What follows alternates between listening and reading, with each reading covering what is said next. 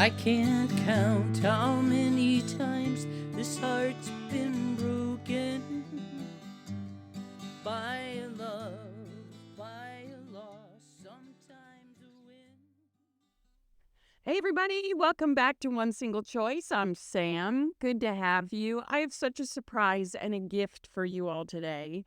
I know when you listen to my podcast, you listen to the intro music and you start humming along and tapping your foot. I sing it in the shower now. I sing it when I'm on the road. I mean, that song gets in your head and it's just there. One of the reasons I really wanted to use that song on my podcast is because of the woman who wrote it.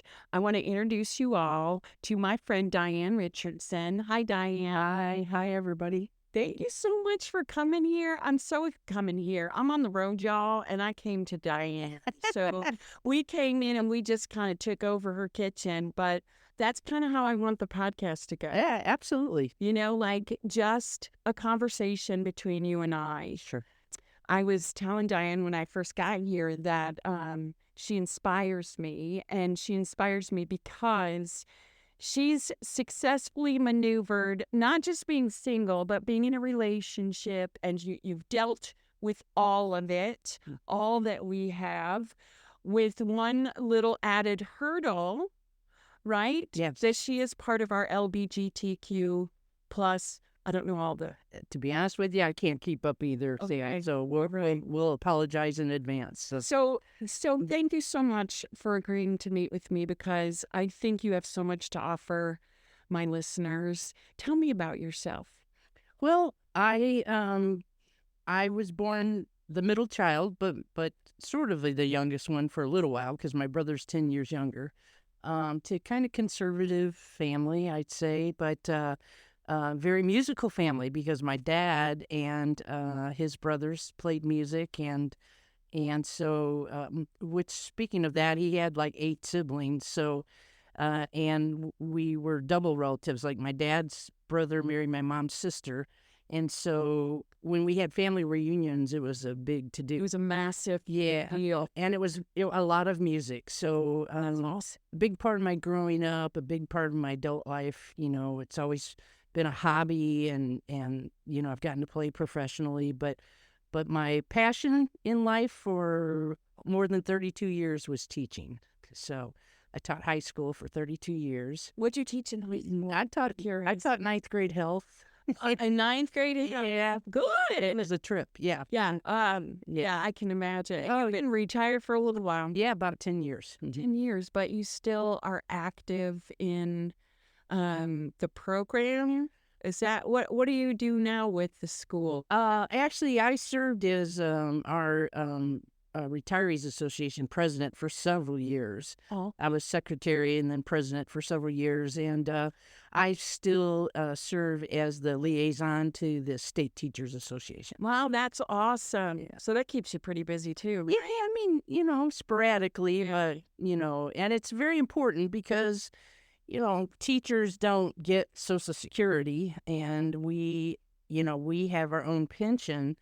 And that pension is constantly being threatened by, people in power, right, to take that money and invest it. And it's like, invest your own billions, leave ours alone. Exactly. So I'm a big advocate for teachers joining the Missouri Retired Teachers Association because they really work hard in Jeff City to make sure that our benefits are protected. Yeah. But it's a real big battle. So it's hard to get teachers now too, because they see the trouble, not just with the money, but they're dealing with a lot of things now that we didn't have to deal with when we went to school. Oh, right. Sure. Yeah. The social media and the phones and all of the static outside, right? Yes. And I think as a culture, our values have changed. And there are still families and people who really respect education, and they see the value in education. But, I worked at a public high school, and, you have a gamut of kids who really wanted to be there and kids who only there because they had to be there. Yeah. Parents who really wanted their kids to get a good education and parents who just didn't want to have to deal with their kids being at home. Yeah. Yeah. So Yeah, and were you in the inner city parts of? I was in the county. Oh, you in a county. Yeah. So I don't know what's worse anymore, because it's the counties have their own issues. Yeah. Right? Yeah. So it's a challenge. And I try to encourage my colleagues who aren't retired yet to be prepared and to get involved, even before they're retired. And then, of course, reaching out to fellow retirees and saying, hey, just so you know, this is happening. Yeah. Yeah. Wow, good for you.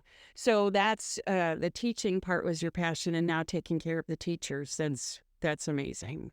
I mean, really, it's when you look at it, because the things are so rocky now with the education, having a strong leadership that takes care of our teachers, whether they're retired or not. We got to take care of them because we're running out. We're running out. Yeah, I think the blessing is, and I always felt called to teaching, and I think we still have those people. They're going to teach no matter what. They want it. But Passion. those that we might attract to teaching, they're a little discouraged right now. Yeah. Because you're right. You're not going to make a lot of money. You're going to work hard, and for all the comments that people make about, oh, well, you're off early, and most teachers I know have always worked 2 jobs. Yeah. Those that could, there's also teachers that, like, I was in the classroom, so I always had papers to grade and lessons to plan.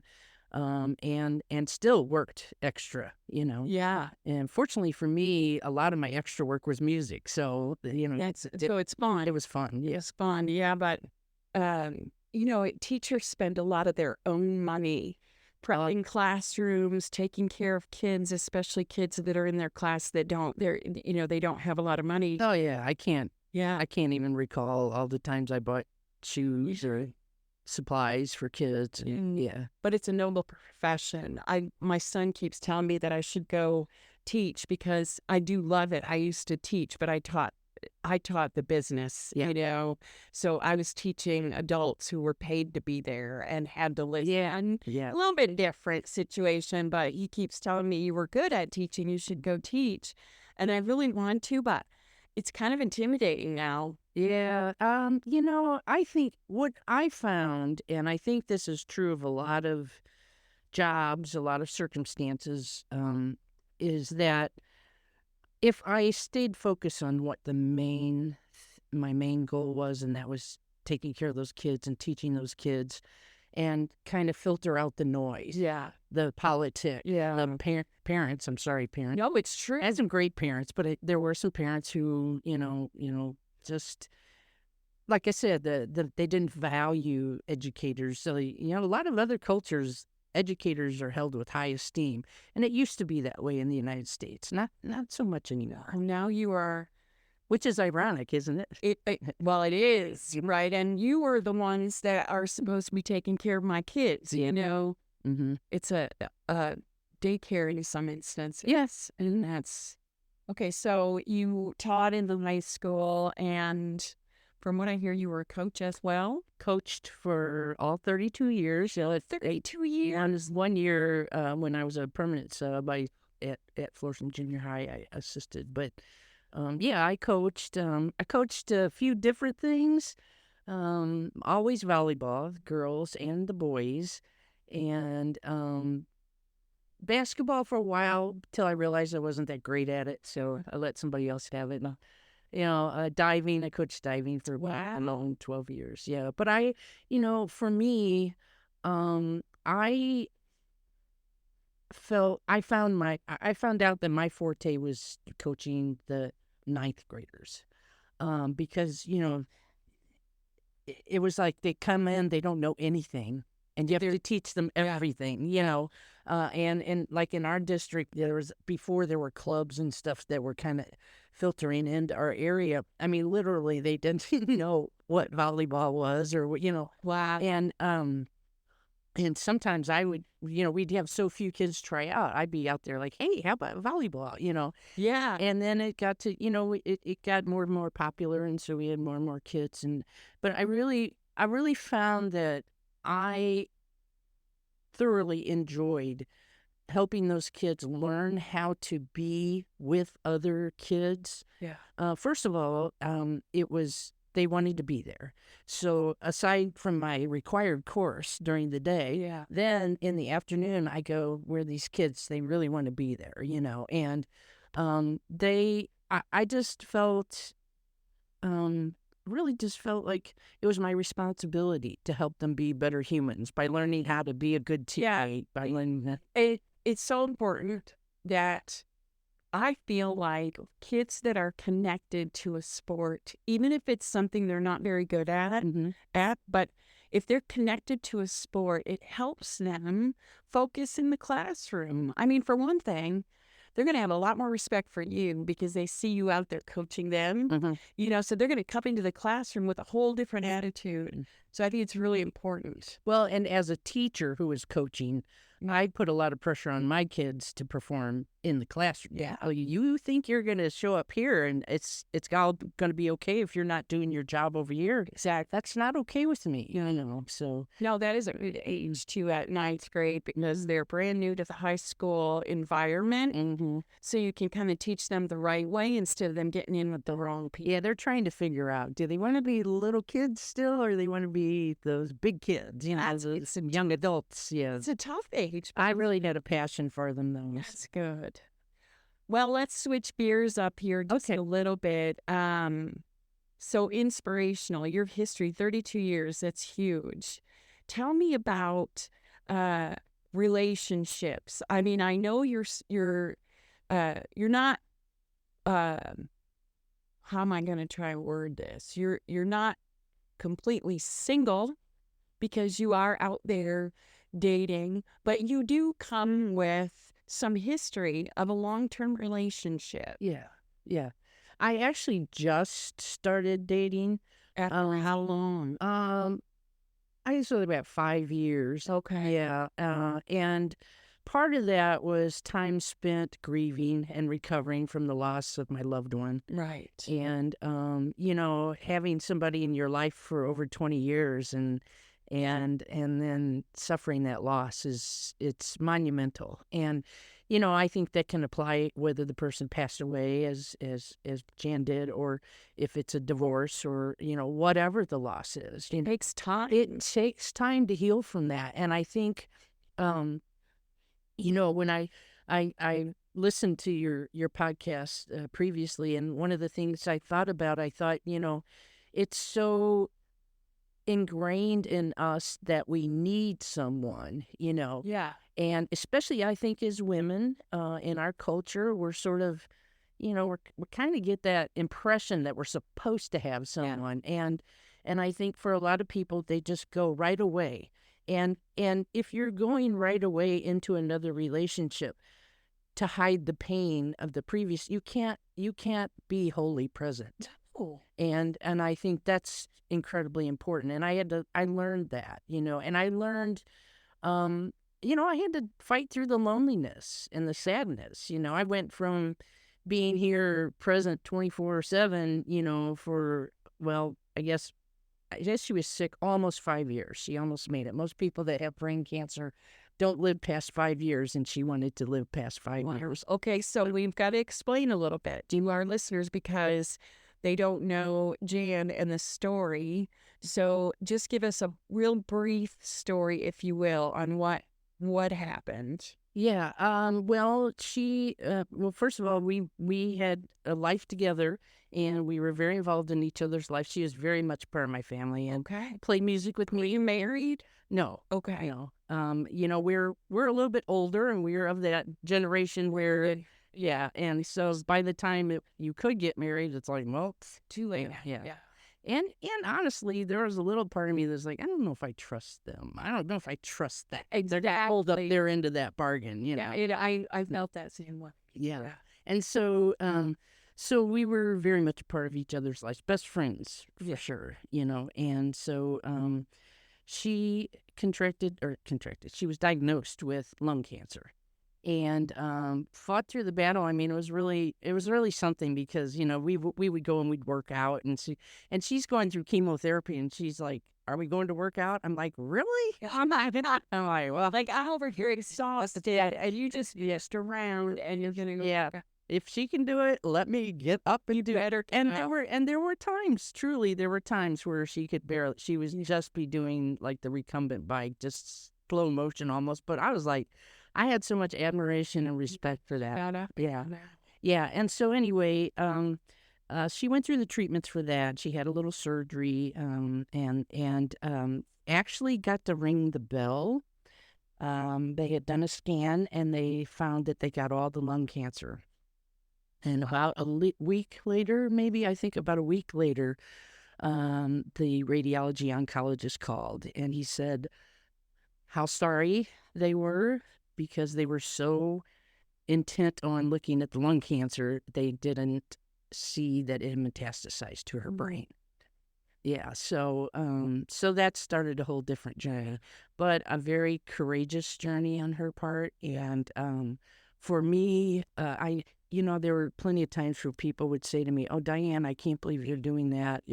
You're such a gift." And I said, "Oh, you do not understand this. Yeah. I've been given the gift. When you have that experience and you're caring for a loved one who is dying." You reach a whole different level of connection that you never had before, a spiritual connection it's very powerful. It was for me. Is it almost like a say anything? Like, do you feel like because you guys were so close during that time that it was almost like a license to say everything? And we did it. And you did. We did. We laughed, we cried, we said this, we said that, we said, and it was all the part about it is that we loved each other so much, it was okay. Yeah. And I know that some people would, our pastor came to visit from church one time, and she's like, now tell me about your relationship. And I remember Jan looking at me and me looking at her, and she goes, "Well, it's kind of hard to explain." But it like I said, it was truly a gift, and I really felt like unconditional love. And she fought for. Yeah, well, 5 years. Yeah, yeah, She held on a long time. yeah, long time. Yeah, and a beautiful, beautiful experience. When they brought us in and they told her there's nothing more they could do. Yeah. Of course, her radiology oncologist cried. We're all crying, right? And she asked him, "How long do I have?" He said, "Well, it's hard to tell, but maybe 3 months or whatever." Well, she had never been to Maine and Vermont, so that's what she wanted. So by golly, we really quick organized the trip, and Did you road my trip sister it? we road tripped it to Maine, and Wow. it was truly amazing. Yeah. I'm so glad that she had you. I'm really sorry for the loss of Jan, and I can see that for you, the choice to be single for the last 5 years was more because you needed to heal because you lost Yeah, your family. yeah.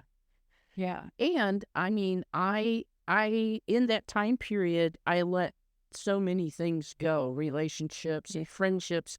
And what I found myself saying was if there were friends who were saying, "We never see you, we never see you," it's like, a little understanding Yeah. go a long way here. Yeah. And the other part is I just had to say what's a priority to me. Exactly. And it's not that I didn't see friends, because what some wonderful friends helped out. Yeah, no doubt about that. But And most of them knew, that you were focused. right. But my life had changed. Yeah.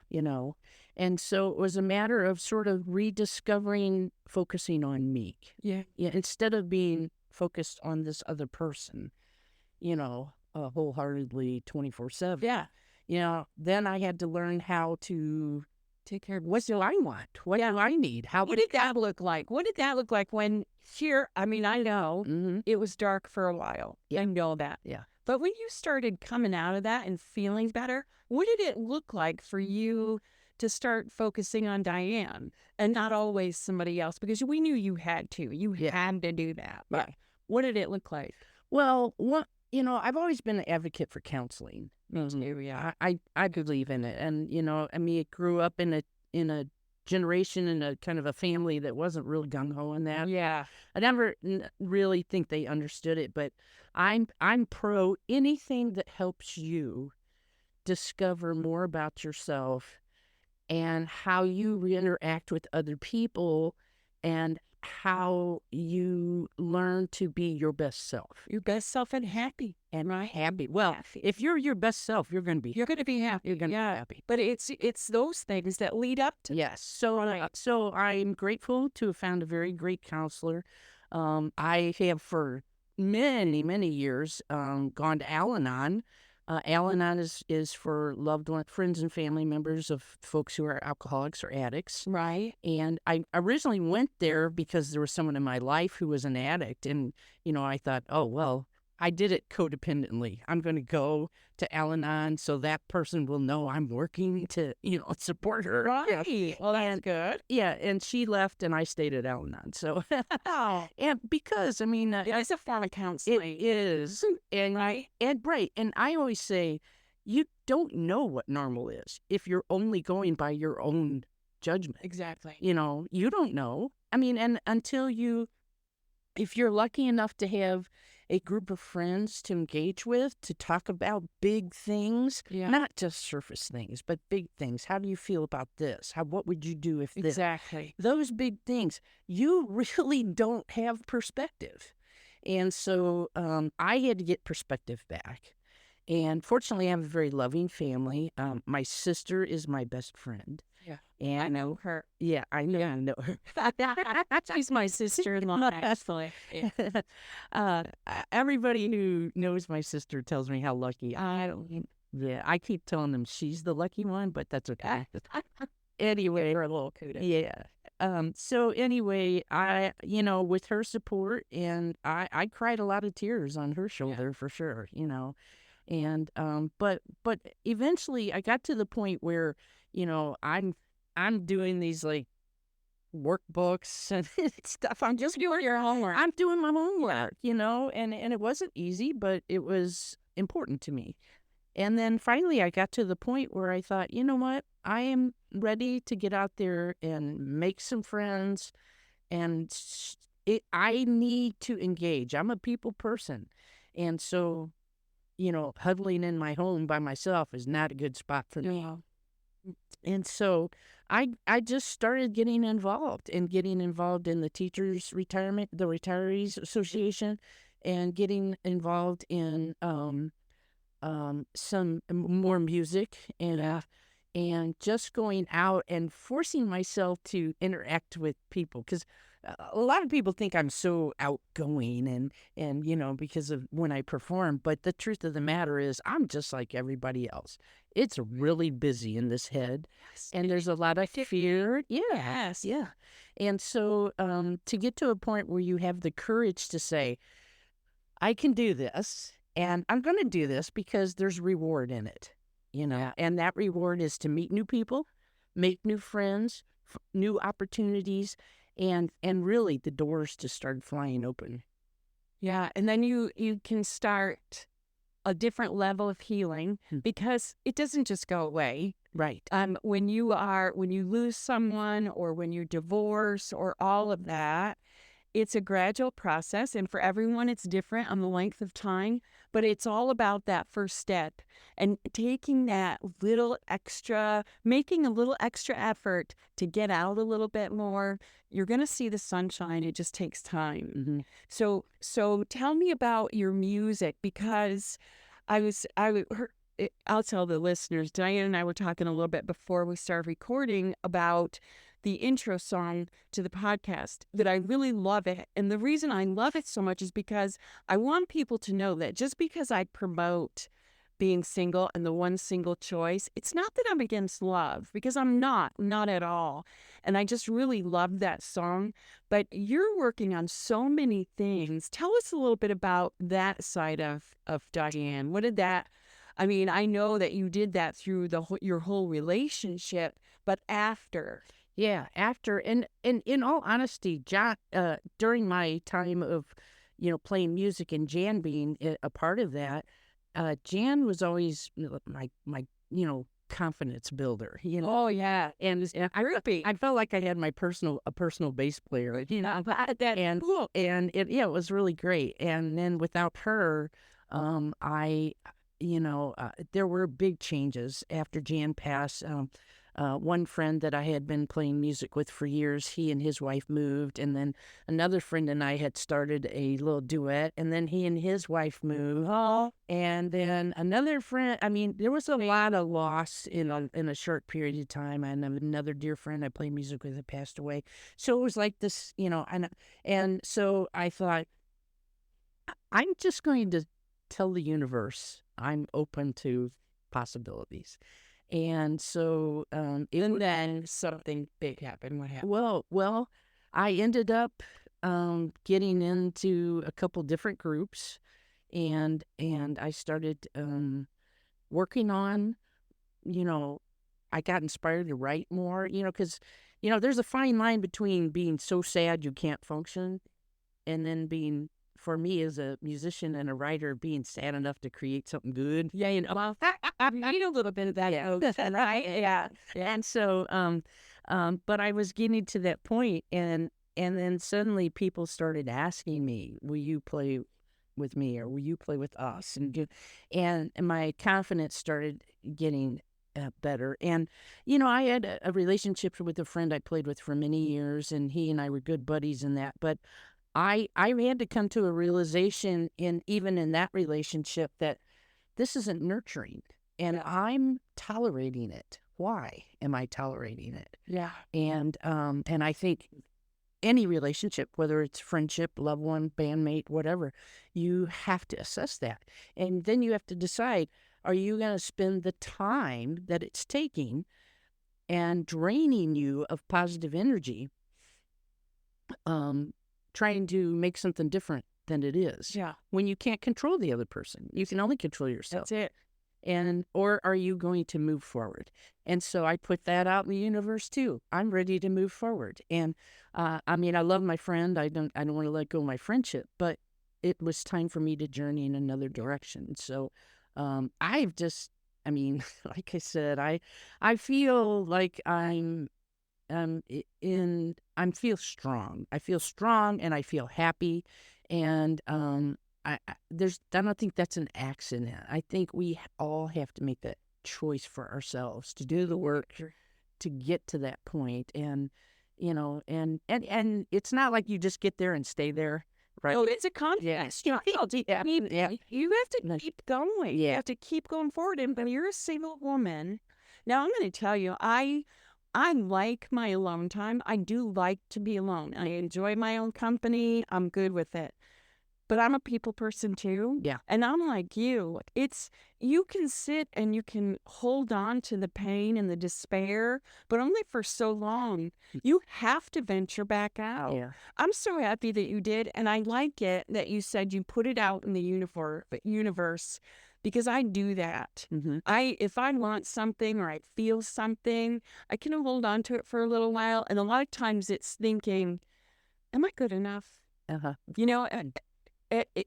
Why me? It's not going to happen for me. And then I decide, why not me? Mhm. Why not? So I throw that out in the universe and good things start to happen. I'm really happy that you said that. Yeah. So, And that's like, for me, like even with music, I've played music all my life, and my sister's probably my staunchest supporter. yeah, And she can say, "You're good, you're good, you're good," but if I'm still telling myself I'm not good enough, it doesn't matter how much she says you're good, you're good. yeah, exactly. You have to, and I'm not talking about being arrogant. I'm talking about being brave. Yes. Being brave enough to get out there and say, I have something to offer. Exactly. If it makes you happy, yay, Yeah. and if it doesn't make you happy, I'm still going to have joy offering it. Exactly. Exactly. And you know what?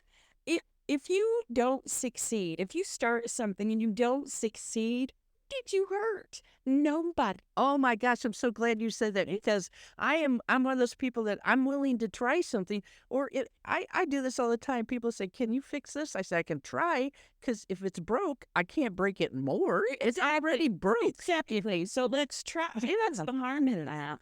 It takes a while to get there, but I really think some of the things that you've talked about have been amazing, and it's going to help uplift some of my listeners. But I want to talk to you about this song. Mhm. So I came in today, and I'm on a road trip, so I'm traveling. And I came into Diane's house today, and she has written a new song. Now, she's very proud of the theme song that I was using for the podcast, but when I heard this song that you wrote, I am so touched and I love it. And Diane has offered to let me use it for the podcast. And I'm going to introduce it to you guys at the end of the show. We've got a couple more minutes, but at the end of the show, I'm going to introduce that song to you. I'm going to let you hear the whole thing. And then I'm going to switch it up and I'm going to start using that song because the message is so amazing. Can you tell me a little bit about the message? You don't have to mention names or anything. Right. Absolutely. And I just played this song for someone the other day, and it just clicked for me. I'm like, Sam, this is what Sam's trying to do. She's trying to support people who need support, offer encouragement, say you're not alone. Yeah. And basically, for me, the reference is in this, it's called Where Is Your Song? But essentially, it's about, getting beat down, getting, for me, lots of loss, and for some friends that can relate to that. And then finding a way out of that. And sometimes it just takes a voice. And I feel like, Sam, that's what you're doing for people, that you're providing a voice. And that voice is saying, you're going to be okay. Come on, you're going to be better than okay. Be better than okay. You're going to be better than okay. You're going to be fierce. Yeah.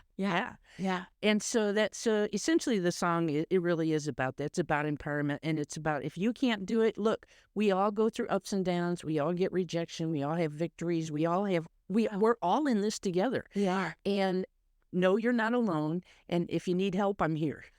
It's amazing. And that this song is beautiful. Diane, I want to thank you for being with me today and my listeners. You've given so much inspiration, and I know you do that for me, but if you've motivated one person to just hold on, if you're struggling and you're in pain or you're blue, just hold on because the light is coming on. You're going to turn a corner. So thank you so much for being here. Oh, yes. I appreciate you. Thank you, Sam. All right. We're going to turn on this song now and we're going to listen to it. What's it called again? Where Is Your Song? Where Is Your Song? Thank you. I almost forgot. Be fierce, my friends.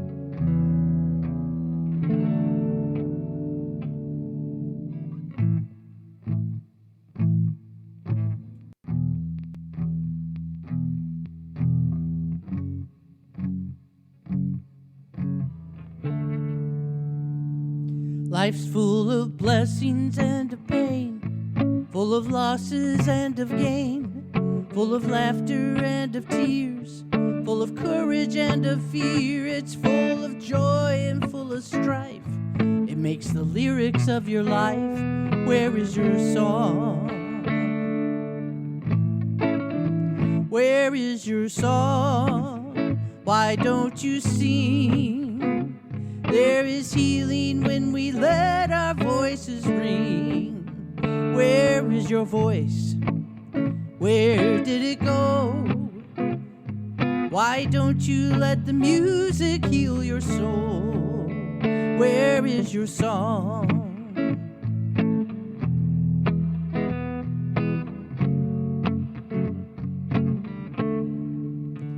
You've had your share of ups and downs, standing still and spinning round, victories and defeat, some bitter and some sweet. You've walked through darkness to the light to write the lyrics of your life. Where is your song? Where is your song? Where has it gone? Where are the lyrics we can sing along? Why don't you sing? Why don't you try? How beautiful the chorus of your life. Where is your song?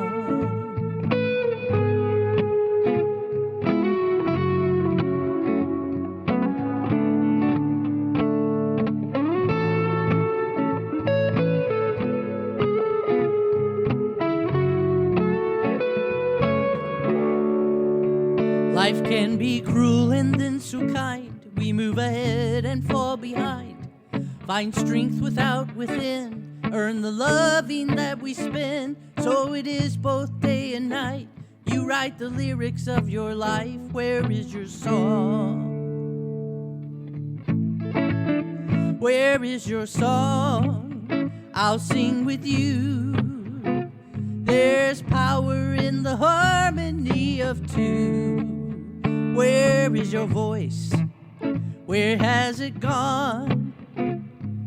Sing your life and let me sing along. Where is your song?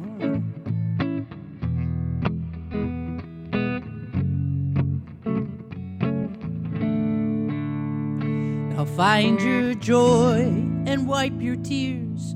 Hold on to hope, let go of fear. Cut through the silence and the noise. It's time to raise your voice. Where is your song? I'll sing with you. There is power in the harmony of two. Where is your voice? Where has it gone? Oh, sing your life and let me sing along. Where is your song? Where is your song? Where is your song?